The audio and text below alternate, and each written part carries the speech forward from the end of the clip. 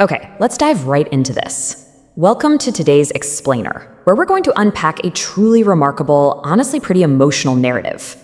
We're looking at the story of a discarded industrial machine, originally just known as Unit XR17. It's one of those stories that really forces us to look past the rusted metal and, the snap judgments of a frightened community to find something completely unexpected, hiding right there in the scrap. They called him a monster, but deep inside that rusted metal body was a heart no human ever noticed. Take a second and just let that sink in. This quote really sets the emotional core of the journey we're about to take together. We're going to explore exactly how a forgotten, broken down machine managed to prove his humanity to a world that had completely thrown him away.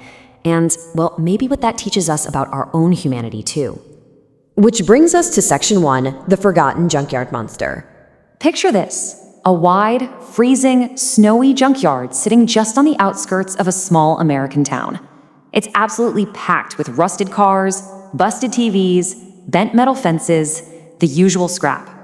But standing dead center in all of this is an enormous 8-foot-tall machine, just slowly rusting away year after year. Now, what's really interesting about this slide is the sheer contrast of his life. See, back in the day, he was built by an American robotics company for heavy-duty construction.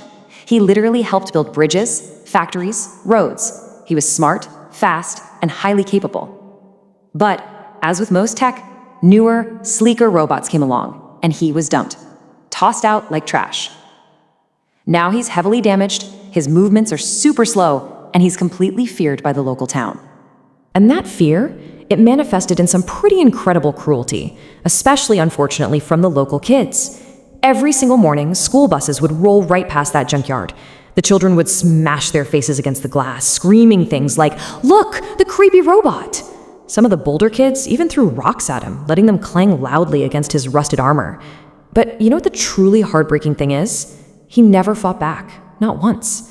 He never even moved toward them. He just stood there and accepted his complete isolation. It's kind of a stark reminder of how quickly fear can twist into cruelty when we just don't understand something. Moving on to Section 2, an unlikely friendship begins. So, enter Ethan Walker. Ethan is this quiet, 10-year-old boy who really doesn't have a lot of friends at school. His home life is pretty rough too. His parents are working these long, grueling double shifts just to keep the lights on, which leaves him alone in an empty apartment for hours, just drawing robots in his notebooks. Well, one rainy afternoon, Ethan ends up wandering near the junkyard and spots the giant machine. But unlike literally every other kid in town, Ethan's reaction completely contrasts with their fear. He doesn't see some terrifying monster. He looks up at this massive, imposing structure and just whispers, he looks lonely. The very next day, this brave kid walks right up to the giant machine, slowly and carefully, and actually offers him a peanut butter sandwich. And guys, this leads to a truly pivotal moment. While he's trying to interact with the machine, Ethan accidentally drops his absolute favorite drawing notebook right into a muddy puddle. The kid is crushed. But then, the giant robot slowly reaches down with this massive, clunky metal finger and gently retrieves it for him. Then he opens up this old storage compartment right in his chest to reveal a tiny, damaged, but still functional projector pen.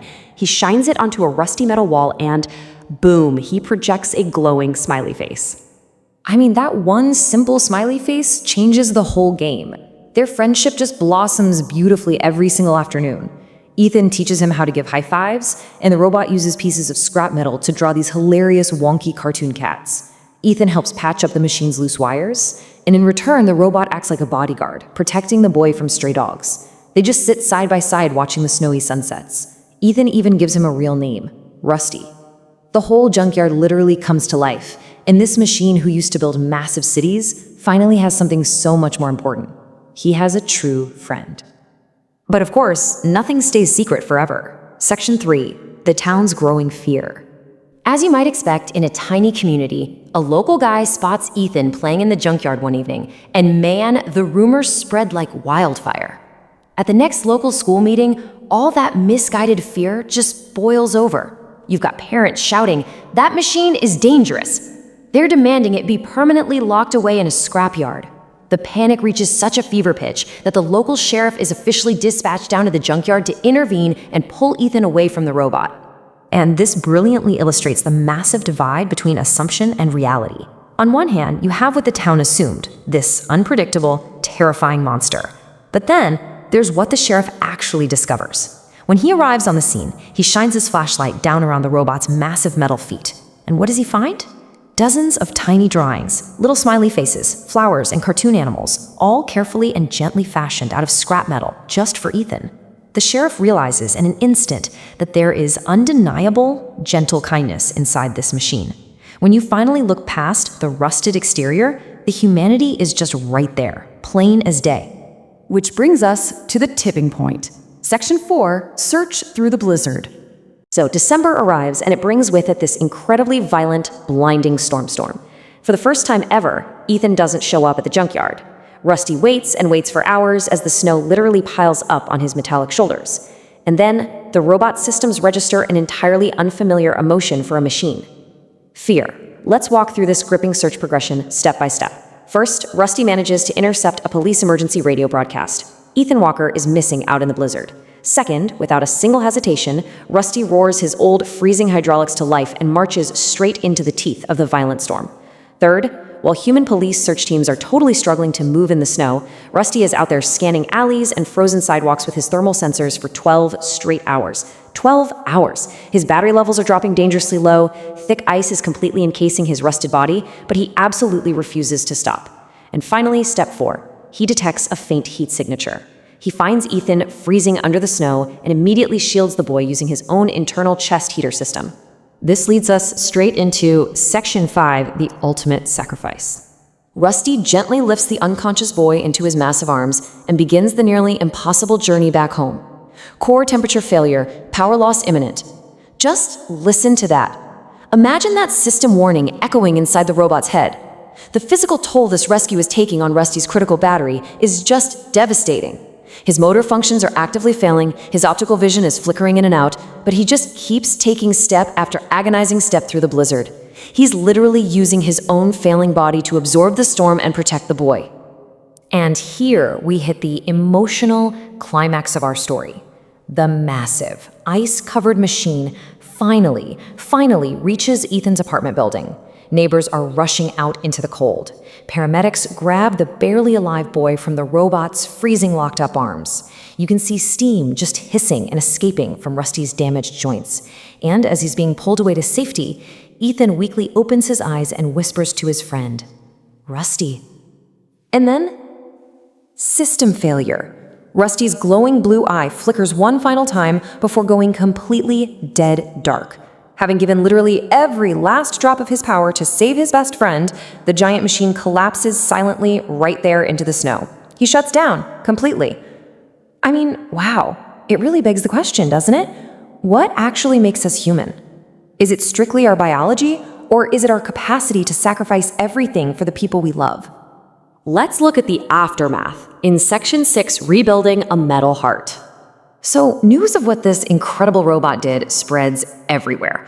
Local news stations arrive on the scene, and the very same children who used to throw rocks at him, now they're leaving flowers and handmade signs outside the junkyard.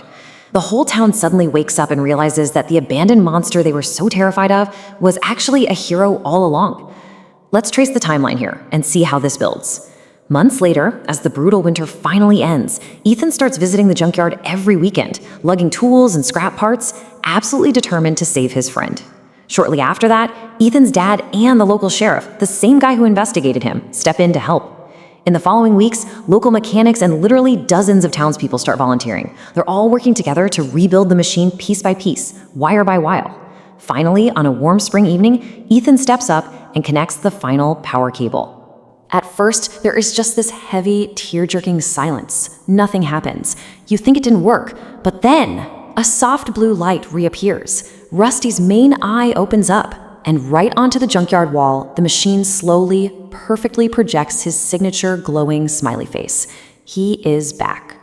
The town's perception has just fundamentally flipped. That isolated, lonely junkyard completely transforms into a bustling community workshop. Children are visiting Rusty every single day without an ounce of fear. Rusty even starts teaching the local kids all about engineering and art. It's incredible. And of course, Ethan and Rusty continue sitting together every single evening, watching the sunsets side by side, just like they used to.